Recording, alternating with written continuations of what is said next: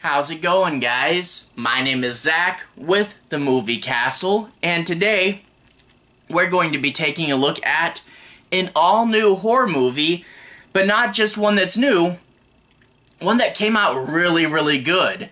This one's titled Talk to Me, just came out July 28th, 2023, and it's an Australian film put out by A24.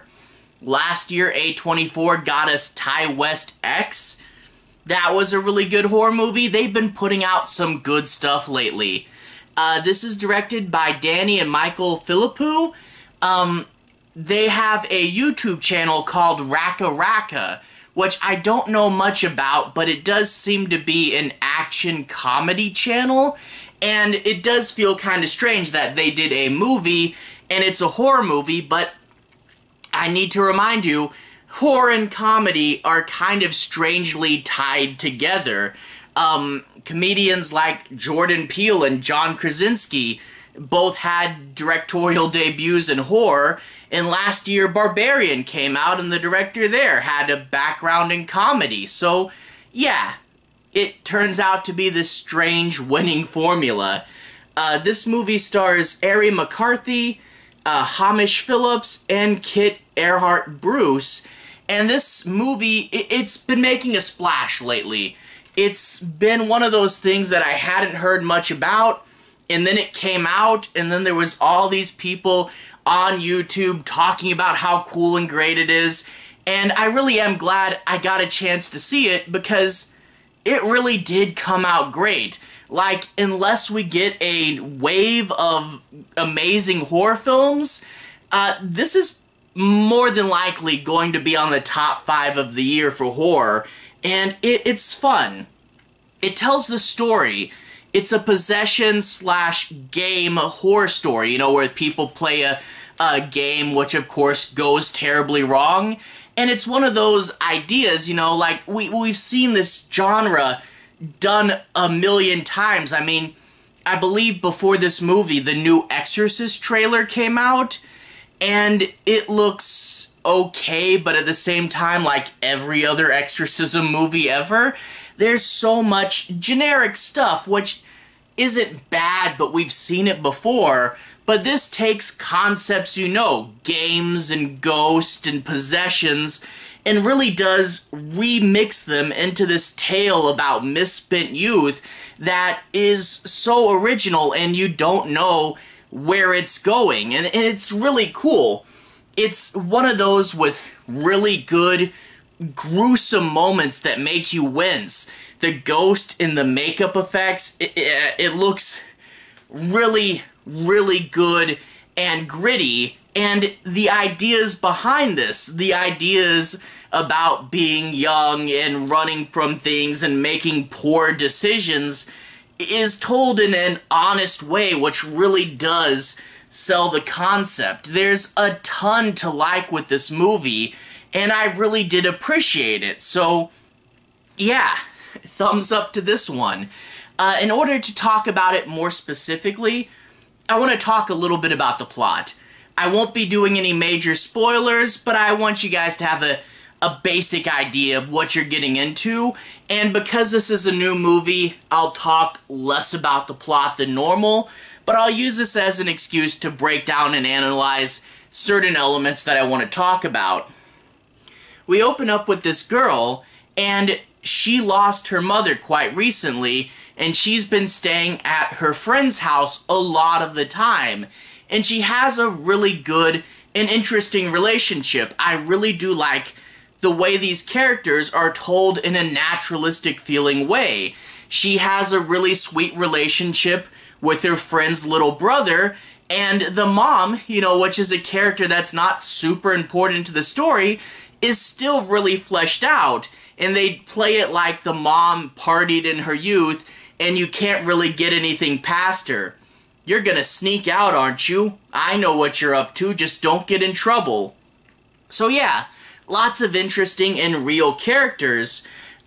So she is kind of running from her problems by not staying at her house and staying with her friend. And one day, they decide to go to a party where people are playing this special game. You see, they have this hand.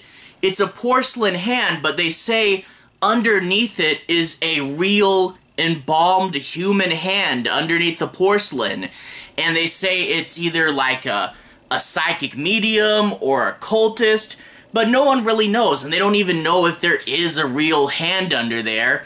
No one knows where it came from, and the history of this thing is super shaky, which does make it feel real and does make you interested in the lore behind it. You want to know more about this strange thing. But basically, they play this game where they tie you to a chair and you hold the hand and you say, "Talk to me," and then instead of holding the hand, you'll be holding the hand of a ghost. And I really do like, it's this cool moment where you don't know which ghost you're going to connect to. It's a stranger, and some of the ghosts look quite gruesome. The makeup in this movie does really well, and you hold the hand, and all of a sudden, whoa, that thing is creepy. And the ghosts, like, to be honest, are so good, they could have just left them on screen for a long time and they would be creepy looking. But they hold you, they hold them back and they leave you wanting more, which is for the best. But yeah, cool ghost here. But anyway, you say, "Talk to me," and then you can see it. But if you say, I think the phrase is something like, "Let me in," or something like that, then the ghost can possess you. And you think, well, why would you do that? Well, they describe it as a thrill, being out of your body and kind of disconnected from the world. And also they think it's safe. They know that if you go under 90 seconds, the ghost won't get too attached. So they got someone there with a timer and they're gonna pull you out before 90. You take the hand away, you blow out the candle, connection severed. It's super safe. What could ever go wrong? And that's one of the things is when I heard this concept of people getting voluntarily possessed, it didn't quite strike me just hearing the concept and not having seen the movie. But when you see the movie, you understand it. And that is one of the things. I believe the creators of this movie used to do like backyard wrestling videos. So you see sort of the tie, the idea that in your youth you can do really stupid stuff because you talked yourself into thinking it's safe and because you want that thrill. And the movie doesn't try to excuse it, and the movie doesn't try to say, whoa, possession is awesome, but the movie really does sell how people might do this, you know?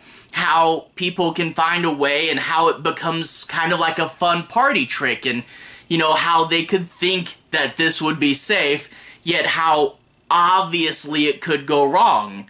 A really good metaphor for, like, you know, drugs and alcohol and stuff teens do at parties. And yeah, it really just does sell the misspent youth angle. But of course, this is a horror movie. We know things are going to happen. There's going to be moments when the ghosts do in fact get too attached. There's going to be a moment where the main girl gets left in for a little bit longer than 90 seconds, but we pulled you out really quick, you'll probably be fine. And then there's going to be a big, gruesome sort of inciting incident for this movie. Something's going to go wrong. It's all fun and games until someone loses an eye. And yeah, things are gonna get bad, and they're gonna have to figure out a way around it.